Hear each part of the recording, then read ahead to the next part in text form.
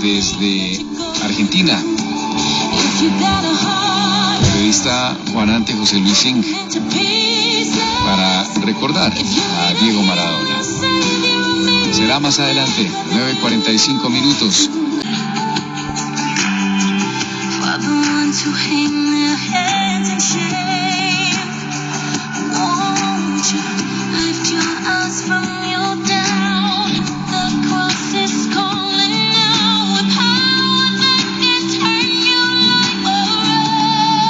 Acercándonos a la recta final de esta entrega, de esta emisión, más adelante la ampliación en los deportes, 9:50 minutos. En tu mañana, un invitado.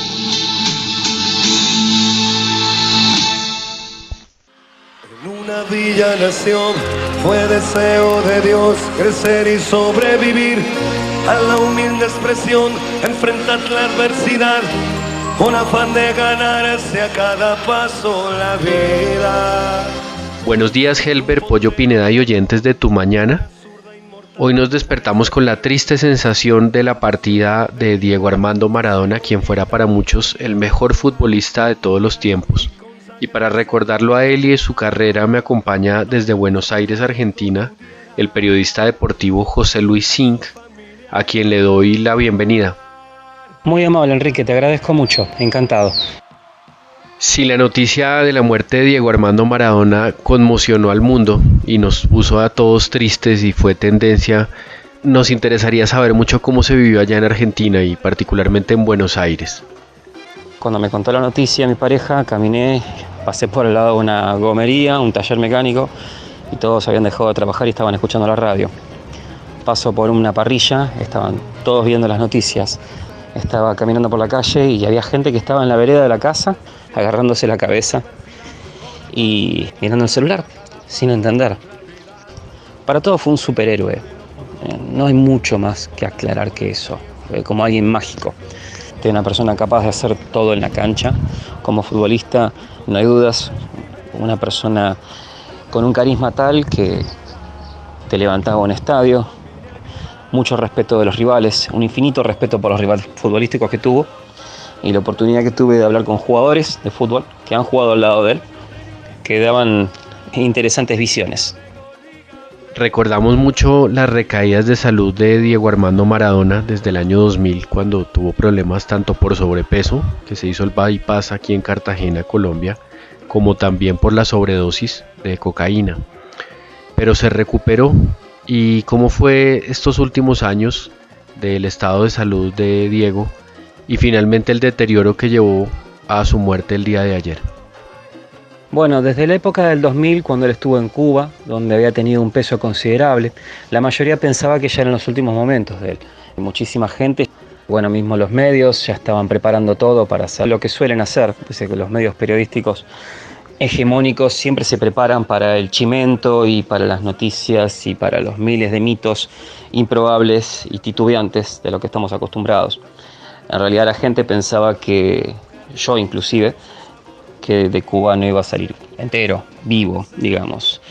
Se recuperó milagrosamente y a partir de ahí, bueno, muchos creíamos que iba a llegar a mucho mayor, con sus traspiés, con sus obstáculos, y siempre acostumbrados a sus comentarios. La parte más interesante de todo fue cuando vimos que cognitivamente no era el mismo, que no podía articular palabras, que recaía constante en problemas de salud, pero la gente pensaba ya que era indestructible, que después de eso nada podía dañarlo, que nada podía hacerle mal. En cierto modo, a todos nos agarró por sorpresa. Cuando todos se enteraron que tenía problemas físicos, muchos se adhirieron a la parte cognitiva, a la parte mental, de que él no estaba bien, de que la idea de llevarlo a Gimnasia y Esgrima de la Plata fue para dar un envío anímico, también una movida de marketing y también una idea como para que Maradona esté hasta sus últimos momentos ligado al fútbol y ligado a las arengas, que es lo que él perfectamente sabe hacer. Lamentablemente no pudo transmitirlas como técnico. Pero bueno, muchos creemos que esta noticia sinceramente es un baldazo de agua fría. Todos pensábamos que eran cosas de rutina y algunos ajustes que se le podían hacer para que siga. también hay una faceta de él que no es tan conocida y es su oposición permanente y su crítica feroz y voraz contra la dirigencia del fútbol mundial y sudamericano, desde las épocas de Joao Havelange como presidente de la FIFA y luego Joseph Blatter. Fue un fulminante crítico de la corrupción de la FIFA mucho antes de que se diera a conocer con el FIFA-Gate en el 2015, y finalmente la historia le dio la razón. ¿Cómo fue esa etapa de Maradona como contradictor político de la dirigencia del fútbol? Él, si bien tuvo un representante de muy chico, que básicamente fue como un amigo de la infancia para él, que básicamente lo supo llevar, pero él también siempre fue muy solidario y veía los manejos en sus compañeros, el manejo en el fútbol, lo que se convirtió después. Pasó por un proceso muy importante que fue de los 80, pasando por los 90, de las promociones y las marcas y etcétera, llegando al 2000 con una marketingización total del futbolista como si fuera un producto. Primeramente, Maradona lo que abocaba siempre era respetar al individuo como futbolista, al jugador, a la persona, y no tratarlo como mercancía. No solamente criticó a Havelange, bien criticado por cierto, también a Blatter, sino que también a Julio Grondona. Él siempre estuvo en contra también de sus manejos. No estaba de acuerdo cómo se manejaba con los clubes chicos, no le gustaban los manejos en los clubes grandes, las tajadas que sacaban todos los patriarcas importantes. Digamos que siempre protegió al jugador como persona. Él quería que se respete el fútbol, darle la misma posibilidad a todos. En ese sentido, siempre fue muy equitativo. Es algo que no siempre esto lo recuerda a la gente. Y lo que tiene a favor es que Maradona siempre fue palabra autorizada. Y cuando se refiere de fútbol y manejos y etcétera, él es el primero en tener la razón, porque él lo vivió en primera persona. Lo vivió como futbolista desde un principio cuando no era conocido, lo vivió después cuando ya era una estrella y también tuvo mucho roce con muchas personas. Por lo cual, cada vez que él hablaba, todos lo escuchaban y con razón. La palabra de él nunca se ponía en duda. Muchas gracias, José Luis, por acompañarnos desde Buenos Aires y recordar un poco la magia que nos dejó Diego Armando Maradona. Bueno, muchísimas gracias a la gente de 95.5 FM de Tu Mañana. Y ustedes me pueden encontrar en Pub de la Nutria. Pub de la Nutria. Su sueño tenía una estrella llena de gol y gambetas, y todo el pueblo cantó Maradona, nació la mano de Dios, Maradona, llevó alegría en el pueblo. Gracias, Carlos Enrique Saavedra, por su invitado, por la nota y por supuesto un saludo también muy especial a esta hora de la mañana al periodista argentino, el señor José Luis Zinc. 9:57, vamos con la información deportiva. Los deportes en Tu Mañana 95.5 FM.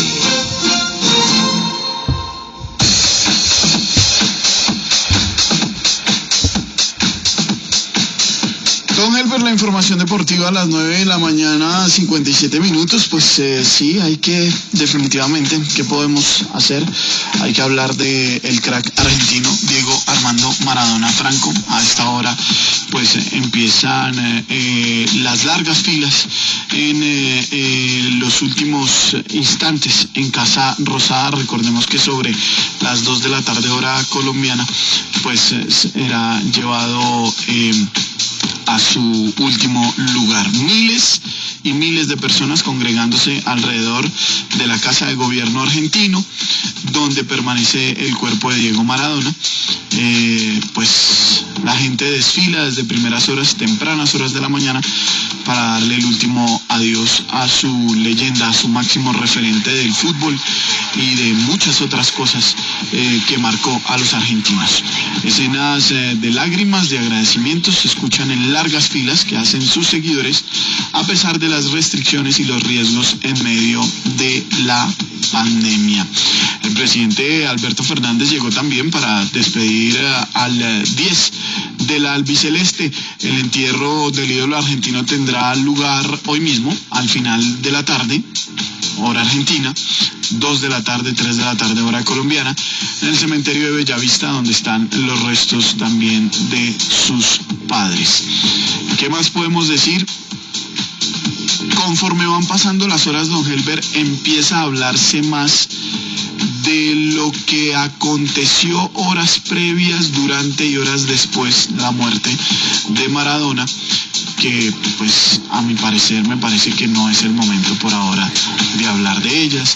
Hay algunas declaraciones de sus familiares por parte de mala atención y tardía atención por parte de los médicos y la atención, que parece que llegó tarde la ambulancia, que no hubo buena atención por parte de los médicos que lo atendieron en el primer momento. También las autoridades están tratando de esclarecer si, como se ha contado hasta ahora, fue la manera en que se dio el fallecimiento del crack que jugó en Boca Juniors. Esperemos a ver, yo creo que pasando los días seguramente y dejar que los argentinos lloren a su jugador, a su leyenda, seguiremos contándoles información sobre este tema.